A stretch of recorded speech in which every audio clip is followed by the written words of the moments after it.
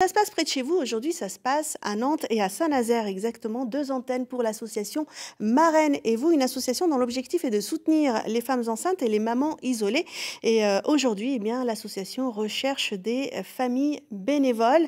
Anne-Laure Desnaux, vous allez nous expliquer eh bien, tout simplement qui sont ces familles. Mais avant cela, comment est-ce que vous rencontrez les femmes qui viennent dans l'association, ces femmes enceintes et ces jeunes mamans isolées? Alors, on propose un parrainage pour des mères isolées. Donc, on travaille beaucoup avec les acteurs sociaux qui sont autour d'elles, des éducateurs, les PMI, les maternités aussi, pour pouvoir faire du lien et pour qu'elles puissent avoir en fait, accès à l'information. En fait, elles sont repérées et on vous appelle, on vous contacte ou ce sont elles Alors, du coup qui font la c'est démarche? elles qui font la démarche parce que c'est important qu'elles s'investissent dans le lien avec la famille marraine et du coup, on tient à ce que ce soit elles qui appellent pour vraiment savoir si c'est vraiment un projet qui leur correspond, un projet qui leur tienne à cœur et voilà. En fait, l'idée, c'est de rompre l'isolement de ces mamans en proposant un lien unique, un lien d'étayage qui est plus sur le plan affectif, puisque ces mamans sont très isolées. Elles ont vécu souvent des ruptures, des blessures. Elles sont rarement entourées par leur famille.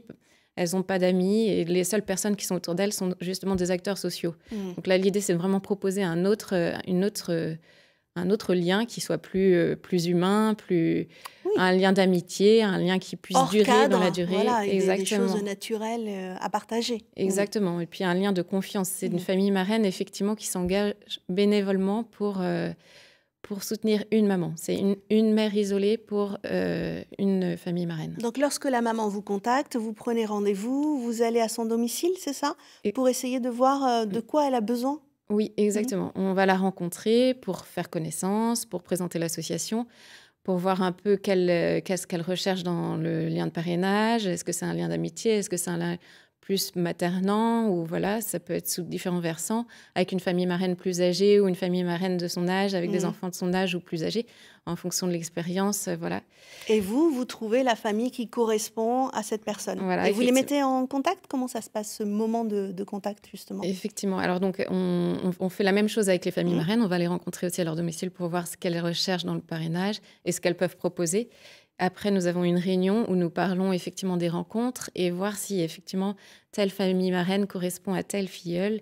L'idée, c'est que ça fonctionne le plus rapidement possible, on les remette pas en situation de rupture et d'échec. Et donc, voilà. Et du coup, ça se fait autour d'un café? Vous êtes présent? Vous Alors, n'êtes pas là? nous ne sommes pas là, effectivement. On propose à la famille marraine d'appeler la filleule et puis que la première rencontre se passe directement entre elles deux, ce soit dans un lieu neutre la première fois pour qu'il n'y ait pas trop d'investissement et que ce soit plus facile pour que la confiance puisse s'établir petit à petit. Et puis après, le parrainage prend la forme que chaque partie souhaite. En fait, c'est unique, ça correspond à chaque Il n'y a pas d'obligation, il n'y a pas de régularité Non. tous les mois, toutes les semaines. Chacun choisit comme Effectivement, il au départ, on propose et on préconise que ça se fasse assez régulièrement pour que la confiance s'instaure le plus rapidement possible. Parce que ce sont des mamans qui ne connaissent très peu ces liens de confiance et du coup qui peuvent aussi assez vite lâcher le lien s'il n'y a pas quelque chose qui fort tient. dès le début. Voilà. Alors, je vous propose d'écouter le témoignage justement d'une maman qui nous dit ce que ça lui a apporté. Elle s'appelle Maud et elle est maman de Naya. Le lien sur la durée est très important parce que lors de la séparation, pour ma situation personnelle, la séparation familiale, tout s'écroule. C'est-à-dire que les amis sont plus les amis que je connaissais. Voilà, il y a un vrai isolement, même familial. Et donc en fait, ça rassure. C'est très important de savoir que sur la durée, la longueur, il y a vraiment une famille sur qui je peux compter. Voilà, on sent que c'est difficile, mais elle a souhaité témoigner donc sur la durée. C'est quelqu'un sur qui on peut compter. Vous dites bien famille, hein, ça veut dire que ce ne sont pas des femmes qui marrainent d'autres femmes, c'est un couple. Effectivement, on est parti un peu du constat que ces mamans isolées n'avaient souvent plus de figure paternelle pour leur enfant, plus d'hommes autour d'elles. Et donc l'idée aussi, c'était de pouvoir restaurer l'image de l'homme et l'image du père auprès de l'enfant. Et donc, on insiste sur le fait que le couple s'engage et que l'homme soit aussi présent dans le parrainage. Évidemment, dans un premier temps, ça se passe beaucoup de femme à femme. Parfois, il y a des filleuls qui rencontrent jamais l'homme, puisque effectivement, elles ont été trop blessées par un homme ou par un père ou par voilà. Et du coup, c'est compliqué pour elles de se réinvestir dans ce lien-là. Mais en tous les cas, c'est un couple qui soutient la famille, la filleule. Oui, pour essayer de réparer justement cette image de l'homme, comme vous disiez. Voilà.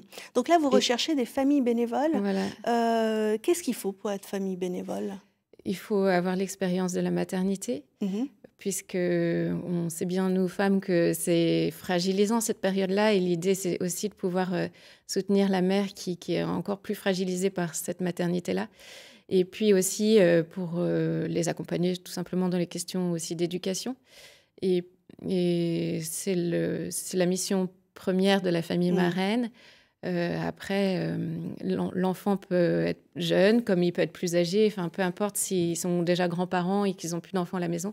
Une famille, tant qu'ils ont connu cette expérience de famille, ça nous convient très bien. Et qui sont encore prêts à donner, à partager et à écouter, tout simplement. Effectivement. Donc, si vous avez envie de devenir famille bénévole, n'hésitez pas, un seul mail, nantes@marraine-et-vous.fr, ou alors vous allez sur le site internet pour en savoir un petit peu plus. Merci de nous avoir présenté cette belle association.